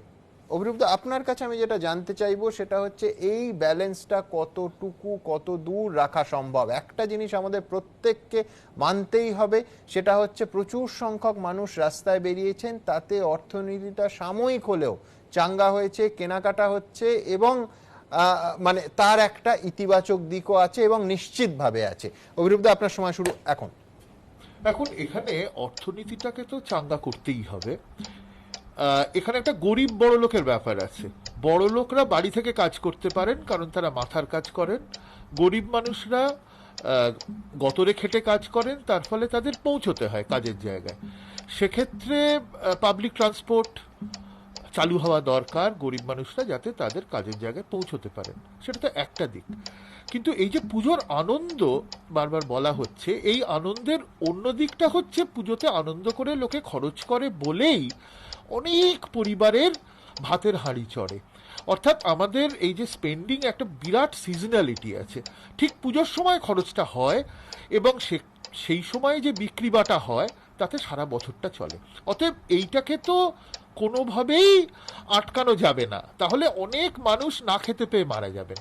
কিন্তু আমার যেটা বলার সেটা হচ্ছে পুজোর কেনাকাটা হোক, কিন্তু সতর্কতামূলক যে ব্যবস্থাগুলো নিতে হবে সেগুলো নিতে তো কোনো অসুবিধে নেই। যেটা চিন্তার সেটা হচ্ছে রাস্তায় ঘাটে দেখতে পাচ্ছি মানুষ বেরিয়ে পড়েছেন মাস্ক না পরে। তারা বেরোন, তাদের তো ভালোই হবে, তারা কেনাকাটা করুন, কিন্তু মাস্ক না পরার তো কোনো কারণ নেই, হাত না ধোয়ার তো কোনো কারণ নেই, তাতে তো আলাদা করে কারোর কোনো সুবিধে হচ্ছে না। অর্থাৎ আমি বলতে চাইছি যে অর্থনীতিটাকে নিশ্চয়ই একটা বুস্ট দিতে হবে, না হলে আমাদের অর্থনীতি শুয়ে পড়বে। বিশেষ করে গরিব মানুষরা যারা ছোটখাটো দোকানদার, নানা কিছু বিক্রি করেন, পুজোর সময় তাদের সমস্ত বিক্রি বাটা। অতএব সেদিকটা কিন্তু আমার মনে হয় একেবারেই ঠিক রাখতে হবে। আর একটা কথা হচ্ছে যে এটা ঠিকই যে পুজোর কেনাকাটার জন্যে অনেকটা বেড়ে গেছে ইনসিডেন্স, পজিটিভিটি নিশ্চয়ই বেড়েছে, যেটা ডক্টর কুণাল সরকার বললেন 6% থেকে লাফ দিয়ে প্রায় 9%। সত্যিই তাই, সেটা চিন্তার। কিন্তু মৃত্যুর হারটা সেটা বেড়েছে, সেটাও বেড়েছে। সেটা আমি দেখতে পাচ্ছি, যেটা সেপ্টেম্বর মাসে মোটামুটিভাবে 1.75% ছিল, অর্থাৎ টোটাল ডিসাইডেড কেসের যারা সুস্থ হয়ে উঠছেন এবং যারা মারা যাচ্ছেন, এটা টোটাল ডিসাইডেড কেস, তার 1.75% মারা যাচ্ছিলেন। এখন সেটা বেড়ে 1.86% হয়েছে। সেটা চিন্তার নিশ্চয়ই, কিন্তু সেটা এখনো ততটা বেশি আমি বলবো না। তার ফলে এটার জন্য অর্থনীতিকে সাফার করতে দেওয়া যায় না। অর্থনীতির অলরেডি আমরা দেখেছি 25% প্রায় নেগেটিভ গ্রোথ হয়েছিল একটা কোয়ার্টারে। এখনো রিজার্ভ ব্যাংক বলছে 9-10% গ্রোথ কমে যাবে, মানে অর্থাৎ জিডিপি কমে যাবে, নেগেটিভ গ্রোথ হবে। সেগুলো তো খুব ভয়ের জায়গা। এবং যারা ভালনারেবল, যারা গরিব মানুষ, তারা অনেক বেশি এটার ফলে ক্ষতিগ্রস্ত হবেন, কারণ তাদের তো বাড়িতে কোনো জমা টাকা নেই, তাদের তো গিয়ে কাজ করতে হবে, এবং সেই কাজটা যদি তারা না করতে পারেন, যদি তাদের বিক্রি বাটা না হয়, তাহলে কিন্তু তারা মারা পড়ে যাবেন। করোনা আবহে থেমে নেই পুজোর প্রস্তুতি, অন্যদিকে পুজো নিয়ে থেমে নেই রাজনৈতিক তরজা। কলকাতার অধিকাংশ বড় বড় পুজোর সঙ্গে জড়িয়ে রয়েছেন তৃণমূলের হেভিওয়েট নেতা মন্ত্রীরা। তবে এই প্রথম কোনো দুর্গাপুজোর সঙ্গে সরাসরি যুক্ত হচ্ছে বিজেপি, যদিও সেই পুজোয় রাজ্য বিজেপির ভূমিকা নিয়ে বিতর্ক উস্কে দিয়েছে নেতা নেত্রীদের দাবি। পশ্চিমবাংলার বুকে ভারতীয় জনতা পার্টি নিজেদের দুর্গোৎসব সংগঠিত করতে চলেছে। আমরা কোথাও পুজো করছি না, বিজেপি কোথাও পুজো করছে না। সরাসরি বিজেপি যুক্ত থাকছে না, মহিলা মোর্চারা এবং কালচারাল সেল সবাই মিলে একসাথে করা হচ্ছে। গত বছর সল্টলেকের বিজে ব্লকে দুর্গাপুজোর উদ্বোধন করেছিলেন অমিত শাহ। এবারও বিধানসভা ভোটের আগে বাংলায় জনসংযোগের আলো কাটতে দুর্গাপুজোকেই হাতিয়ার করতে চাইছে বিজেপি। বিধাননগরের কেন্দ্রীয় সরকারি প্রতিষ্ঠান ইস্টার্ন জোনাল কালচারাল সেন্টার বা ইজেডসিসির দুর্গাপুজোর সঙ্গে যুক্ত হয়েছে বিজেপি। রাজ্য বিজেপি নেতৃত্বের কয়েকজন দাবি করেন এই পুজো করছে পদ্ম শিবির। ভার্চুয়াল মাধ্যমে এই পুজোর উদ্বোধন করবেন নরেন্দ্র মোদী। 22 অক্টোবর অর্থাৎ ষষ্ঠীর দিন পশ্চিমবঙ্গবাসীর উদ্দেশ্যে ভার্চুয়াল ভাষণ দেবেন তিনি। পশ্চিমবাংলার বুকে ভারতীয় জনতা পার্টি নিজেদের দুর্গোৎসব সংগঠিত করতে চলেছে। ষষ্ঠীর দিনের যে অনুষ্ঠান, তাতে চণ্ডীপাঠ করবেন সম্বিত পাত্রজি। ইজেডসিসির তরফেও জানানো হয়েছে দুর্গাপুজোর জন্য 17 থেকে 27 অক্টোবর পর্যন্ত সেখানে ভারতীয় কালচারাল মাল্টিপ্লেক্স বুক করেছে রাজ্য বিজেপি। এটা অনেকদিন ধরেই আমাদের ইচ্ছে ছিল।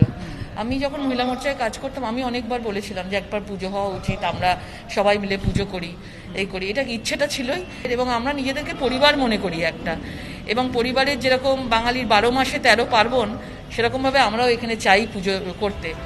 যদিও দিলীপ ঘোষ আবার সরাসরি দলকে দুর্গাপুজোর আয়োজনের সঙ্গে জুড়তে নারাজ। আমরা কোথাও পুজো করছি না, বিজেপি কোথাও পুজো করছে না। বলেছে কি বিজেপি পুজো করছে বলে? পুজো নয়, সাংস্কৃতিক একটা অনুষ্ঠান হবে, বোধন, এটুকু আমি জানি। কোনো পুজো হওয়া আমার জানা নেই। রাজ্য সভাপতির এই মন্তব্যের পরই সুর পাল্টান অন্যরা। মহিলা মোর্চারা করছে, মহিলা মোর্চারা কালচারাল সেলরা করছে, কিন্তু সরাসরি বিজেপি যুক্ত থাকছে না। মহিলা মোর্চারা এবং কালচারাল সেল সবাই মিলে একসাথে করা হচ্ছে। কোথাও কোনো বিজেপির পার্টির হোর্ডিং, পোস্টার, ফ্ল্যাগ ইত্যাদি থাকবে না।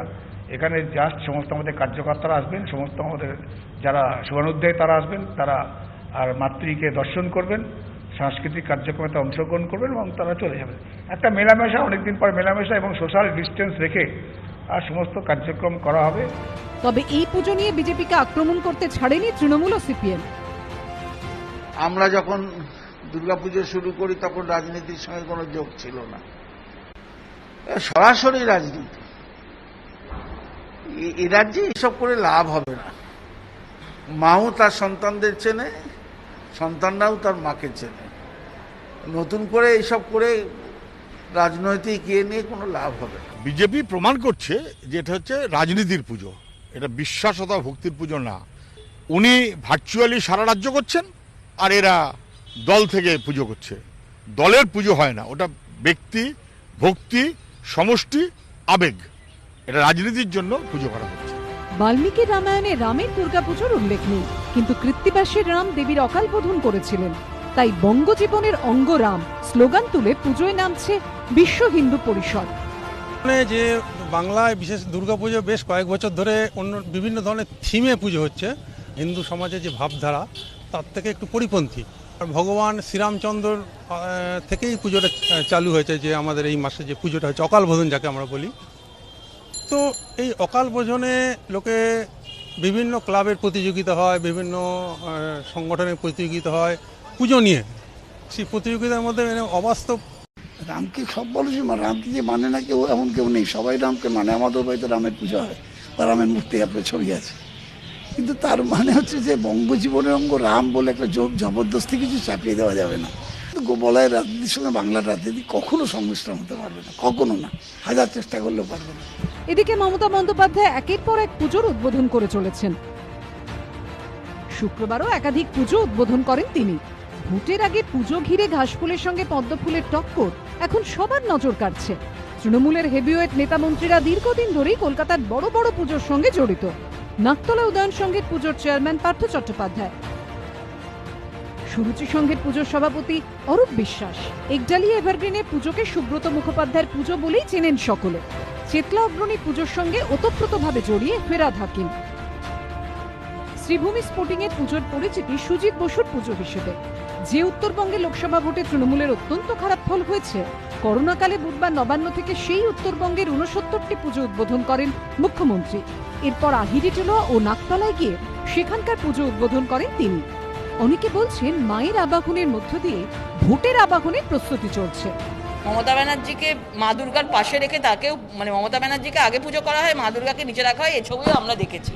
মা দুর্গার মুখের মধ্যে মমতা ব্যানার্জির ছবি দিয়ে তার 10টা হাত, এটাও আমরা দেখেছি মণ্ডপে। তো যেভাবে তারা দুর্গাপুজোটাকে তৃণমূলের পুজো করে নিয়েছে, আগামী দিন মানুষ বুঝে গেছে এবং দুর্গাপুজো সবাইয়ের পুজো। আমি যে পুজোর সঙ্গে জড়িত, তখন আমি কর্পোরেটে চাকরি করি। আমাদের পরিচয়টা রাজনৈতিক হতে পারে, কিন্তু আমরা মূলত পাড়ার লোকদের সঙ্গে থেকেই পুজো করি। আমি এই যে বেহালায় দাঁড়িয়ে কথা বলছি, বেহালার বহু পুজোর সঙ্গে আমি জড়িত। অতীতে বহু কংগ্রেসি হেভিওয়েট নেতা কলকাতা জেলার বিভিন্ন পুজোর সঙ্গে জড়িত ছিলেন। বামীদের কাছে পুজো বলতে বইয়ের স্টল দিয়ে জনসংযোগ করা। এখন ধীরে ধীরে কংগ্রেসের জায়গাটা নিয়েছে তৃণমূল, আর গত বছর থেকে টক করে বিজেপি। পুজোটা শ্রুতি সংঘের এবছর হচ্ছে 67তম বর্ষ। এই পুজোটা আমার বাবা করতেন ছোটবেলা থেকে, যখন হাফ প্যান্ট পরতাম তখন থেকে এই পুজোটা করি। আজকেও এই পুজোটা আমি করছি। আমরা ওই ধর্মকে সামনে রেখে রাজনীতি করতে হবে বলে পুজো করি না। আমরা তো কংগ্রেসের থেকে অনেক নেতা পুজো করেন, আমরাও তো অনেক পুজো অনুষ্ঠানে জড়িত আছি। শুধু এটা শারদোৎসব হচ্ছে কোনো একটা ধর্মের বিশেষ ধর্মের উৎসব নয়, এটা মিলন উৎসব। কিন্তু তার সঙ্গে রাজনীতিটা টেনে নেয়। বিজেপি যেটা আজকে হচ্ছে রাজনীতিটাকে ধর্মের সঙ্গে মিলিয়ে দিয়েছে, এটি দুর্ভাগ্য। সব মিলিয়ে সপ্তমীর ঠিক এক সপ্তাহ আগে রাজনৈতিক দলগুলোর মধ্যে পুজো নিয়ে টানাপোড়েন সপ্তমী।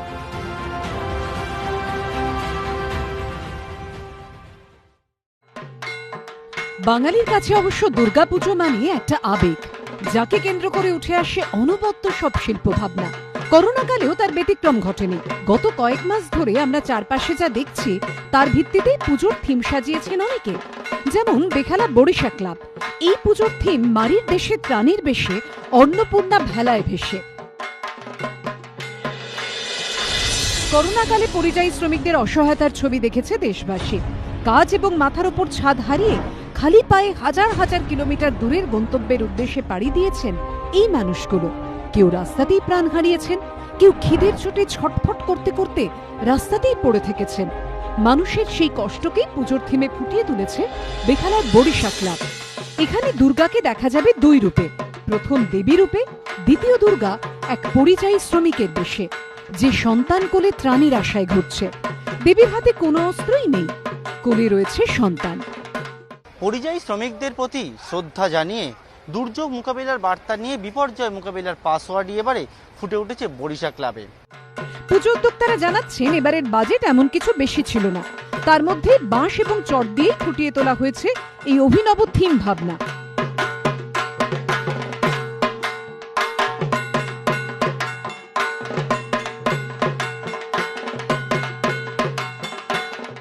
এই প্রায় 5-6 মাস যাবৎ বাড়িতে যখন বসেছিলাম, টিভি খুললেই দেখতাম এত লোক এফেক্টেড, এত লোক মারা গেছে, এত লোক খাবার পাচ্ছে না, রাতের পর রাত হাঁটছে, দিনের পর দিন হাঁটছে, একটু খাবার পাচ্ছে না, একটু জল পাচ্ছে না। আমি তাদেরকে নিয়েই কাজ করছি। এই আমার কাছে দুর্গা, এই দুর্গাকেই আমি পুজো করবো এবছরে। তাই এবছরে আমার ভাবনার নাম দিয়েছি ত্রাণ। এখানে দেখিয়েছি দেখবেন সূর্যের উপরে মা দুর্গা দাঁড়িয়ে আছে। আমার এই মা দুর্গা সূর্যের এখানে চলে এসছে ত্রাণের জন্য এই মায়ের কাছে। এবারের আমাদের যে পুজোর যে আবহ, সেটা একটা ভয়াবহ অবস্থার মধ্যে থেকেই ভাবনা চিন্তা হচ্ছে। একটা সময় ছিল আমরা ভাবছিলাম যে পুজোটা কিভাবে হবে। আমাদের শিল্পী রিন্টু দাস আমাকে রোজই বলতো যে কি হবে আলোচনা করো। তাই বললাম আমার কাছে চালের বস্তা আছে, আমি 30,000 কেজি চাল কিনেছি, তার বস্তা আছে, তুমি কি তাই দিয়ে পারবে? তো বললে আমি তাই দিয়েই করব। এবং সেই ভাবনা থেকে আজকের এই জায়গায় ও দাঁড় করিয়েছি। তার সাথে সারা ভারতবর্ষ দেখেছে পরিযায়ী শ্রমিকদের কষ্ট। দিনের পর দিন, মাইলের পর মাইল হেঁটে তারা বাড়ি ফেরার চেষ্টা করছিল, একটু খাবারের সংগ্রহের চেষ্টা করছিল। সেই সমস্ত কিছু আমাদের শিল্পী রিন্টু দাস আমাদের বড়িশা ক্লাবের মণ্ডপে এবারে মায়ের রূপে সেটাকে তুলে ধরার চেষ্টা করেছে। করোনা সতর্কতার কথা মাথায় রেখে পুজোর ভাবনায় অভিনবত্ব এনেছে অন্যান্য ক্লাবও। দুর্গাপুজোয় বাঙালির প্যান্ডেল হপিং এর মজায় এবার বাদ সেধেছে করোনা। শিয়রে সংক্রমণ, তাই ভিড় এড়ানো জরুরি।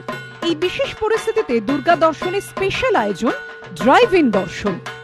নেপাল ভট্টাচার্য স্ট্রিট, বাদামতলার এই রাস্তা পুজোর কয়েকদিন আগে থাকতেই দর্শনার্থীদের চাপে বন্ধ করে দিতে হয়, কিন্তু এবার আর তা হবে না।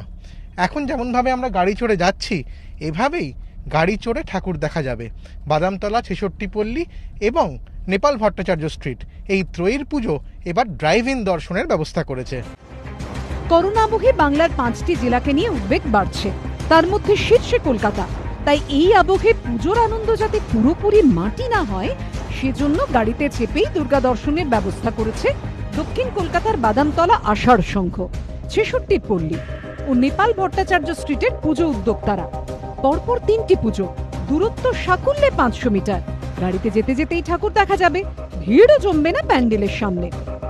ড্রাইভিং দর্শনটা আমরা করেছি এমনভাবে যে মানুষ যেদিক দিকেই আসুক, সদানন্দ রোড দিয়ে এসে নেপালবাজি স্ট্রিটে ঢুকে এই যে আমরা অপু ট্রায়োলজি নিয়ে যে কাজটা করছি সত্যজিৎ শতবর্ষে, সেটা একই গাড়ি নিয়েই দেখতে দেখতে চলে যাবে। এটা পশ্চিমবাংলার প্রথম এবং এটাই চমক আমাদের 3টে পুজো। মে মাসের শেষের দিকে একটা ভার্চুয়াল মিটিং হয়, আমরা 3টি ক্লাব একসাথে বসে ওই ভার্চুয়াল মিটিং এবং অনেক সিদ্ধান্ত হয় যে আমরা 3জনই একসাথে পুজোটা করব। সেখান থেকে এই চিন্তা ভাবনাটাই। ড্রাইভিং দর্শনের পাশাপাশি 3 পুজো উদ্যোক্তারই থিম ভাবনা এক। এই 3 পুজোর থিমের ভাবনাতেও থাকছে অভিনবত্ব। এক সুতোয় গাঁথা অপু ট্রিলজির 3টি ছবিকে দেখা যাবে এই 3টে পুজোতে। এই মুহূর্তে করোনা আবহে প্রত্যেকেই আমরা সোশ্যাল ডিস্টেন্সিং মেনটেন করছি। কালীঘাট নেপাল ভট্টাচার্য স্ট্রিট ক্লাব, ৬৬ পল্লী এবং বাদামতলা গোটা কলকাতার বুকে একটা নজির রাখতে চলেছে। হয়তো একটা সোশ্যাল ডিস্টেন্সিং আমাদের মধ্যে আছে, কিন্তু আমরা কোথায় এক, তাই 3টে পুজোর ভাবনা এক। ভিড় থেকে সংক্রমণ ছড়ানোর আশঙ্কা প্রবল, তাই এসবি পার্ক সর্বজনীনের উদ্যোক্তারা মণ্ডপের বাইরে বিশালাকার এলইডি বসানোর সিদ্ধান্ত নিয়েছেন। এতে মণ্ডপের অন্দরের দৃশ্য বাইরে থেকে নজরে আসবে, এড়ানো যাবে ভিড়। সোশ্যাল ডিস্টেন্সিং বজায় রাখতে এবার মণ্ডপের ভেতরে প্রবেশ নিষেধ। তা বলে মণ্ডপের ভেতরে সূক্ষ্ম কারুকাজ দেখা থেকে কি দর্শনার্থীরা বঞ্চিত থাকতে পারেন? সে কারণেই এসবি পার্ক সর্বজনীন এবার তৈরি করছে বিরাট মাপের এক এলইডি ওয়াল। তার ভেতরে ফুটে উঠবে ভেতরের বিভিন্ন সূক্ষ্ম কারুকাজ। কিছু জায়ান্ট স্ক্রিন দুটো অন্ততপক্ষে রাখবই, যেটাতে একদম মণ্ডপের ভেতরে যা হচ্ছে না হচ্ছে, মানে এলইডি স্ক্রিনে যতটা পরিষ্কার দেখা যায় সেরকম একদম প্রতিমার সব পুঙ্খানুপুঙ্খ দেখা যাবে। এবং প্রচুর আমাদের কাজ থাকবে মণ্ডপের ভেতরে, যেগুলো সবই ওই এলইডি স্ক্রিনে দেখতে হবে। আশা করছি এটা 20 ফুট বাই 10 ফুট। তো আমরা যেটা যিনি সাপ্লাই করবেন তাকে বলেছি যদি আরেকটু বড় হয় পাওয়া যায় সেটা জোগাড় করবার জন্য। এবার পুজো মানে ভিড় টানার লড়াই নয়, এবার চ্যালেঞ্জ সংক্রমণকে ঠেকিয়ে রাখা। ভারতে করোনা আক্রান্তের সংখ্যা 74 লক্ষ ছুঁই। বাংলায় করোনা আক্রান্তের সংখ্যা 3,10,000 ছুঁই। ভারতে করোনায় মৃতের সংখ্যা 1,12,000 পেরিয়ে গেছে। বাংলায় মৃতের সংখ্যা 6,000 ছুঁই। এই পরিস্থিতিতে সামনেই পুজো, করোনা সংকট কোথায় গিয়ে দাঁড়াবে কেউ জানে না। আর এই আবহেই ফের একবার রাজ্যে আসতে চলেছে কেন্দ্রের বিশেষ টিম। কেন্দ্রীয় স্বাস্থ্য মন্ত্রকের তরফে জানানো হয়েছে কেরল, কর্ণাটক, রাজস্থান, ছত্তিশগড় এবং পশ্চিমবঙ্গ এই 5টি রাজ্যে করোনা সংক্রমণের বৃদ্ধির হার রুখতে সাহায্য করার জন্য এই বিশেষ টিম সেখানে যাবে। কেন্দ্রীয় প্রতিনিধি দলে স্বাস্থ্য মন্ত্রকের এক যুগ্ম সচিব, একজন জনস্বাস্থ্য বিশেষজ্ঞ এবং একজন ক্লিনিশিয়ান থাকবেন। করোনা মোকাবিলায় পশ্চিমবঙ্গে কেন্দ্রের বিশেষ টিম পাঠানো নিয়ে আগেও সংঘাত বেঁধেছে। তৃণমূল অভিযোগ করেছিল রাজনৈতিক স্বার্থে বাংলায় প্রতিনিধি দল পাঠিয়েছে কেন্দ্র। অন্যদিকে কেন্দ্রের তরফে অভিযোগ করা হয়েছিল তাদের কাছে সহযোগিতা করছে না রাজ্য সরকার। এবার ফের একবার কেন্দ্রীয় স্বাস্থ্য মন্ত্রকের টিম এ রাজ্যে। শুধু তো পশ্চিমবঙ্গেই আসছে না, বিভিন্ন রাজ্যে যাচ্ছে। স্বাভাবিকভাবেই রাজ্য সরকারের উচিত এই টিমকে পূর্ণ সহযোগিতা দেওয়া, কারণ অতীতে যে চিত্র জনসমক্ষে এসছে তা কাঙ্ক্ষিত নয়, সেটা মানুষকে স্বস্তি দিচ্ছে না। কারণ দিনের শেষে ভুগতে হবে মানুষকে। তো এখানে সমন্বয়ের প্রয়োজন, সহযোগিতার প্রয়োজন। বিশেষ করে গরিব নিম্নবিত্ত মানুষ, তারা অসহায়, অসুস্থ মানুষ, তারা কোথায় যাবে, ডাক্তার কোথায়, চিকিৎসা কোথায় বুঝে উঠতে পারছে না। আর আর্থিক দুরবস্থা তো ভয়ঙ্কর, যেন সে বিষয়তেও কেন্দ্রীয় সরকার সচেতন থাকে, এটা আমাদের বলা উচিত। এবার যে 5টি রাজ্যে কেন্দ্রীয় সরকার টিম পাঠাচ্ছে তার মধ্যে কেরলে বাম সরকার, কর্ণাটকে বিজেপি সরকার, রাজস্থানে কংগ্রেস সরকার, ছত্তিশগড়েও কংগ্রেস সরকার এবং পশ্চিমবঙ্গে তৃণমূলের সরকার রয়েছে। ওরা যা পারে করুক, মানুষ আমাদের সাথে আছে। যদি সামগ্রিকভাবে ভারতবর্ষের ব্যর্থতা যদি কোভিড নিয়ে হয়, তাহলে সেটা নরেন্দ্র মোদী করেছেন। দেশে দৈনিক সংক্রমণ ও মৃত্যু ইদানিং কমলেও এখন অব্দি লক্ষাধিক মৃত্যু হয়েছে। বিশ্বের দীর্ঘতম লকডাউন ভারতে হওয়ায় কোটি কোটি মানুষের চাকরিও গেছে। এই ইস্যুকে হাতিয়ার করে ইতিমধ্যেই বারবার নরেন্দ্র মোদীর নীতিকে আক্রমণ করেছে বিরোধীরা। এই প্রেক্ষাপটে শুক্রবার এই টুইটটি করেন রাহুল গান্ধী। বিশ্ব অর্থ ভাণ্ডারের বা IMF এর সাম্প্রতিক রিপোর্টের চার্টটিকে ট্যাগ করে রাহুল লিখেছেন, বিজেপি সরকারের আরেকটি সাফল্য, এমনকি পাকিস্তান আর আফগানিস্তানও ভারতের চেয়ে ভালোভাবে কোভিড পরিস্থিতির মোকাবিলা করেছে। মঙ্গলবার আইএমএফ প্রকাশিত ওয়ার্ল্ড ইকোনমিক আউটলুক রিপোর্টে জানানো হয়, করোনা পরিস্থিতির ধাক্কায় ভারতের জিডিপির হার কমতে পারে 10.3% পর্যন্ত। জুন মাসে আইএমএফ জানিয়েছিল ভারতের জিডিপি 4.5% কমতে পারে। তার মাস চারেকের মাথায় আন্তর্জাতিক সংস্থাটির রিপোর্টে আশঙ্কা প্রকাশ করা হয়েছে, চলতি অর্থবর্ষে ভারতের মাথাপিছু জাতীয় উৎপাদন দাঁড়াবে $1,877, অর্থাৎ ভারতীয় মুদ্রায় 1,37,000 টাকার কিছু বেশি। সেখানে বাংলাদেশের মাথাপিছু জাতীয় উৎপাদন হবে $1,888, অর্থাৎ ভারতীয় মুদ্রায় 1,38,000 টাকা। আইএমএফ এর রিপোর্ট বলছে, মায়ানমার, শ্রীলঙ্কা, নেপাল, ভুটানও কোভিড পরিস্থিতির আর্থিক ধাক্কা ভারতের চেয়ে ভালোভাবে সামলেছে। পাকিস্তান, আফগানিস্তান, বাংলাদেশও এক্ষেত্রে ভারতের চেয়ে এগিয়ে। আর এই রিপোর্টকেই হাতিয়ার করছেন রাহুল। যদিও বিজেপির দাবি, অত্যন্ত নিখুঁত পরিকল্পনার মধ্য দিয়ে করোনার আঘাত সামলেছে মোদী সরকার। আর এবার আসবো আমাদের রাজনৈতিক ব্যঙ্গচিত্রে। কিস দেবেন না প্লিজ? দেখুন, কিস দেবেন না প্লিজ?